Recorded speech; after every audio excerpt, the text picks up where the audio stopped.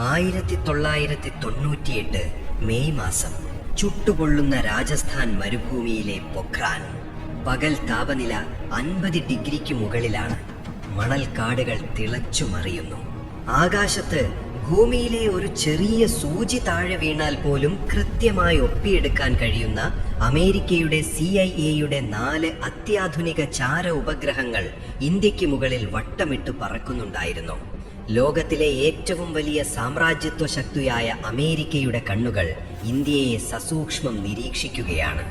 എന്തിനായിരിക്കും അമേരിക്കൻ ചാര ഉപഗ്രഹങ്ങൾ നമ്മുടെ രാജസ്ഥാനിലെ ചുട്ടുപൊള്ളുന്ന മരുഭൂമിയിലേക്ക് ഇത്രയും സൂക്ഷ്മമായി ഉറ്റുനോക്കുന്നത്? അവിടെ ആ മണൽക്കൂനകൾക്ക് താഴെ 100 കണക്കിനടി ആഴത്തിൽ ലോക ചരിത്രം തന്നെ തിരുത്തിക്കുറിക്കാൻ പോകുന്ന, ഓരോ ഇന്ത്യക്കാരൻ്റെയും രോമകൂപങ്ങളെ എഴുന്നേൽപ്പിച്ചു നിർത്താൻ പോകുന്ന ഒരു മഹാവിസ്ഫോടനത്തിനുള്ള തയ്യാറെടുപ്പുകൾ നടക്കുന്നുണ്ടായിരുന്നു. അമേരിക്കയെയും ലോകത്തെയും ഒരുപോലെ വിഡ്ഢികളാക്കി ഇന്ത്യ എന്ന നമ്മുടെ മാതൃരാജ്യം ഒരു ലോക ആണവശക്തിയായി മാറാൻ പോകുന്ന ആ ചരിത്ര മുഹൂർത്തം. ലോകത്തിലെ വൻ ശക്തികൾ ഇന്ത്യയെ വെറുമൊരു ദരിദ്ര രാജ്യമെന്ന് പുച്ഛിച്ചു തള്ളിയ കാലമായിരുന്നു അത്. പാകിസ്ഥാൻ അമേരിക്കയുടെയും ചൈനയുടെയും സഹായത്തോടെ ഇന്ത്യക്ക് നേരെ നിരന്തരം ഭീഷണി മുഴക്കിക്കൊണ്ടിരിക്കുന്നു. ചൈന പണ്ടേ ഒരു ആണവശക്തിയായി മാറിക്കഴിഞ്ഞിരുന്നു. ഈ 2 ശത്രുരാജ്യങ്ങൾക്കിടയിൽ സ്വന്തമായി ഒരു ആണവായുധമില്ലാതെ ഇന്ത്യക്ക് പിടിച്ചു നിൽക്കാൻ കഴിയില്ല എന്ന് നമ്മുടെ നേതാക്കൾക്ക് വ്യക്തമായി അറിയാമായിരുന്നു. നമ്മൾ എന്ത് ചെയ്യാൻ ശ്രമിച്ചാലും ഉപരോധമേർപ്പെടുത്തുമെന്ന ഭീഷണിപ്പെടുത്തി അമേരിക്കയും സഖ്യരാഷ്ട്രങ്ങളും നമ്മളെ പിന്നോട്ട് വലിച്ചു.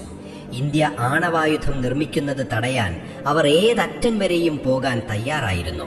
പക്ഷേ ആ ഭീഷണികൾക്ക് മുന്നിൽ മുട്ടുകുത്താൻ ഇന്ത്യയിലെ ധീരരായ ഒരു കൂട്ടം ശാസ്ത്രജ്ഞരും ഇച്ഛാശക്തിയുള്ള ഒരു ഭരണാധികാരിയും തയ്യാറായിരുന്നില്ല.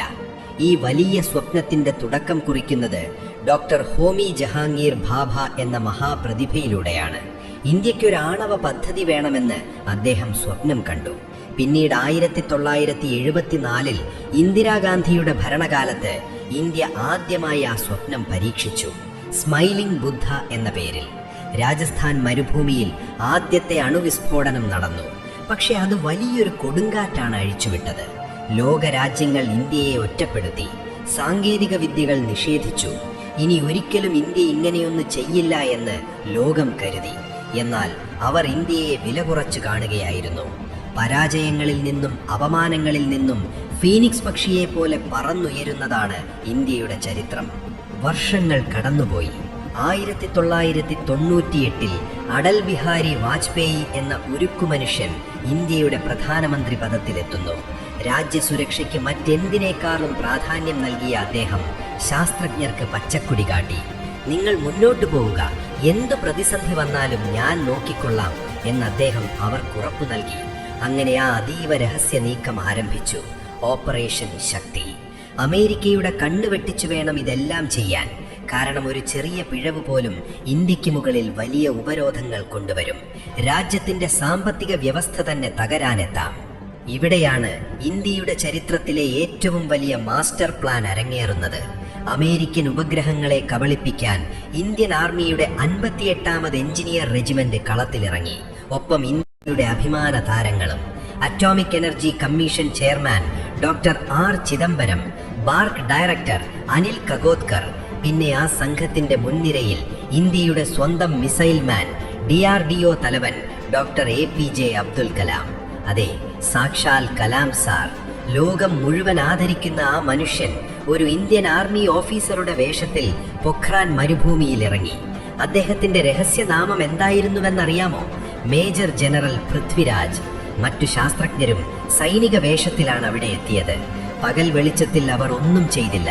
CIA ഉപഗ്രഹങ്ങൾ ഇന്ത്യക്ക് മുകളിലൂടെ കടന്നുപോകുന്ന സമയം കൃത്യമായി കണക്കുകൂട്ടി അവയുടെ കണ്ണുകളില്ലാത്ത രാത്രിയുടെ കൂരിരുട്ടിൽ മാത്രം അവർ പണിയെടുത്തു. എന്തൊരു ബുദ്ധിശക്തിയായിരുന്നു അവരുടേത്! ഉപഗ്രഹങ്ങൾക്ക് ചൂട് തിരിച്ചറിയാൻ കഴിയുന്ന സെൻസറുകൾ ഉണ്ടായിരുന്നു. അതിനാൽ അവർ ഉപകരണങ്ങൾ വെറുതെ പുറത്തുവെച്ചില്ല. മണൽക്കൂനകൾക്ക് താഴെ ആഴത്തിൽ വലിയ ഷാഫ്റ്റുകൾ നിർമ്മിച്ചു. കേബിളുകളെല്ലാം മണലിൽ കുഴിച്ചിട്ടു.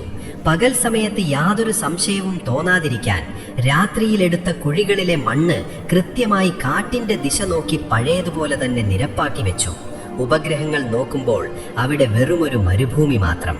ലോകത്തിലെ ഏറ്റവും വലിയ സൈനിക ശക്തിയുടെ കോടിക്കണക്കിന് ഡോളർ വിലമതിക്കുന്ന സാങ്കേതിക വിദ്യകളെ നമ്മുടെ ശാസ്ത്രജ്ഞർ തങ്ങളുടെ ബുദ്ധിസാമർഥ്യം കൊണ്ട് വെറും കാഴ്ചക്കാരാക്കി മാറ്റി. അങ്ങനെ ആ ദിവസം എത്തി നിന്നു. 1998 മെയ് 11, സമയം ഉച്ചയ്ക്ക് 3:45. പൊഖ്രാനിലെ കാറ്റ് ശാന്തമായി. അമേരിക്കൻ സാറ്റലൈറ്റുകൾ ഇന്ത്യയുടെ കണ്ണ് വെട്ടിച്ച് കടന്നുപോയ ആ നിർണായക സമയം. കലാം സാറും സംഘവും കൺട്രോൾ റൂമിൽ ശ്വാസമടക്കി പിടിച്ചു നിന്നു. ഡൽഹിയിൽ പ്രധാനമന്ത്രി വാജ്പേയി ടെലിഫോണിനരികെ കാത്തിരിപ്പാണ്. കൗണ്ട് ഡൗൺ തുടങ്ങി. 10, 9, 8. എല്ലാവരുടെയും നെഞ്ചിടിപ്പ് കൂടി വന്നു. രാജ്യത്തിന്റെ പലവര മാറ്റിക്കുറിക്കാൻ പോകുന്ന ആ നിമിഷം. 3, 2, 1. ഫയർ! ബൂം! രാജസ്ഥാന്റെ നെഞ്ചകം പിളർന്നുകൊണ്ട് ഒരു വലിയ ഭൂകമ്പം പോലെ ഭൂമി കുലുങ്ങി. പൊഖ്രാനിലെ മണൽക്കൂനകൾ ആകാശത്തേക്ക് ചിതറിത്തെറിച്ചു. ഒരൊറ്റ സ്ഫോടനമല്ല, തുടർച്ചയായി 3 ആണവ സ്ഫോടനങ്ങൾ. അമേരിക്കയോ അവരുടെ ചാര ഉപഗ്രഹങ്ങളോ സ്വപ്നത്തിൽ പോലും വിചാരിക്കാത്ത വേഗത്തിൽ ഇന്ത്യ അത് ചെയ്തു തീർത്തു. ഇന്ത്യയുടെ കരുത്ത് ലോകം മുഴുവൻ അറിഞ്ഞു. കൺട്രോൾ റൂമിൽ നിന്നും ഡൽഹിയിലേക്ക് ആ കോൾ പോയി. പ്രധാനമന്ത്രിജി, the Buddha has smiled again. അതെ, ശാന്തിയുടെ ബുദ്ധൻ വീണ്ടും ചിരിച്ചിരിക്കുന്നു. ഇത്തവണ കൂടുതൽ കരുത്തോടെ. 2 ദിവസങ്ങൾക്ക് ശേഷം മെയ് 13 വീണ്ടും 2 പരീക്ഷണങ്ങൾ കൂടി ഇന്ത്യ വിജയകരമായി പൂർത്തിയാക്കി.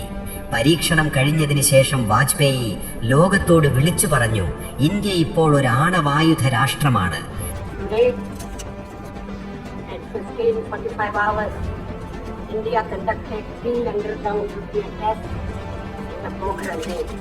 അമേരിക്ക ഞെട്ടിത്തെറിച്ചു.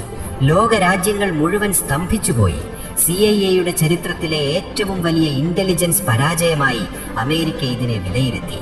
അവർ ഇന്ത്യക്ക് മുകളിൽ വലിയ ഉപരോധങ്ങൾ ഏർപ്പെടുത്തി. പക്ഷേ നാം തളർന്നില്ല. ഒരു രാജ്യവും നമ്മെ സഹായിച്ചില്ലെങ്കിലും നമ്മുടെ സ്വന്തം കാലിൽ നമ്മൾ എഴുന്നേറ്റു നിന്നു. ഇന്ന് ഇന്ത്യ ലോകത്തിലെ തന്നെ ഏറ്റവും വലിയ ശക്തികളിൽ ഒന്നാണ്. നമ്മെ ഭീഷണിപ്പെടുത്തിയവർ ഇന്ന് നമ്മുടെ സൗഹൃദത്തിനായി കാത്തുനിൽക്കുന്നു. ഡോക്ടർ APJ അബ്ദുൽ കലാമും ആ ശാസ്ത്രജ്ഞരും ധീരരായ വാജ്പേയിയും ഇന്ത്യൻ ആർമിയും ചേർന്ന് രചിച്ച ഈ ഇതിഹാസം ഓരോ ഇന്ത്യക്കാരൻ്റെയും സിരകളിൽ ഇന്നും തീ പടർത്തുന്നുണ്ട്. ഒടുവിലായി നിങ്ങളോടൊരു ചോദ്യം. വെറുതെയൊന്ന് സങ്കല്പിച്ചു നോക്കൂ. അന്ന് ആ രാജസ്ഥാൻ മരുഭൂമിയിൽ ഓപ്പറേഷൻ ശക്തി വിജയിച്ചില്ലായിരുന്നെങ്കിലോ, ഇന്ത്യ ഒരിക്കലും ഒരു ആണവ ശക്തി ആയില്ലായിരുന്നെങ്കിലോ എന്തായിരിക്കും ഇന്ന് നമ്മുടെ അവസ്ഥ? ഒരു വശത്ത് എന്ത് ചതിയും ചെയ്യാൻ മടിക്കാത്ത ചൈന, മറുവശത്ത് തീവ്രവാദത്തെ പോറ്റി വളർത്തുന്ന പാകിസ്ഥാൻ. ഈ 2 ശത്രുരാജ്യങ്ങളുടെയും കൈകളിൽ സർവനാശം വിതയ്ക്കാൻ കഴിയുന്ന അണുബോംബുകൾ ഉള്ളപ്പോൾ ഇന്ത്യക്ക് സ്വന്തമായതില്ലായിരുന്നെങ്കിൽ ഇന്ന് നമ്മൾ അനുഭവിക്കേണ്ടി വന്നേനെ. അവരുടെ ഭീഷണികൾക്ക് മുന്നിൽ എപ്പോൾ വേണമെങ്കിലും മുട്ടുകുത്തേണ്ടി വന്നേനെ. ഒരുപക്ഷെ നിരന്തരമായ ആക്രമണങ്ങളെ ഭയപ്പെട്ട് നമുക്ക് ജീവിക്കേണ്ടി വന്നേനെ. ഇന്ന് നാം ഈ അനുഭവിക്കുന്ന സമാധാനവും സ്വാതന്ത്ര്യവും ലോകരാജ്യങ്ങൾക്ക് മുന്നിലുള്ള തലയെടുപ്പും നമുക്ക് സമ്മാനിച്ചത് അന്ന് രാപകലില്ലാതെ ഉറക്കമൊഴിച്ച് കഷ്ടപ്പെട്ട ആ ശാസ്ത്രജ്ഞരാണ്. കലാം സാറിനെയും അടൽജിയെയും ആ ധീരരായ പട്ടാളക്കാരെയും നാം എത്ര കണ്ട് നമസ്കരിച്ചാലും മതിയാവില്ല. ഇനിയെങ്കിലും സ്വന്തം രാജ്യത്തെ ഓർത്ത് അഭിമാനിക്കുക. ഇന്ത്യ ഒരു ആണവശക്തി ആയതിനെ കുറിച്ച് നിങ്ങൾക്ക് എന്ത് തോന്നുന്നു?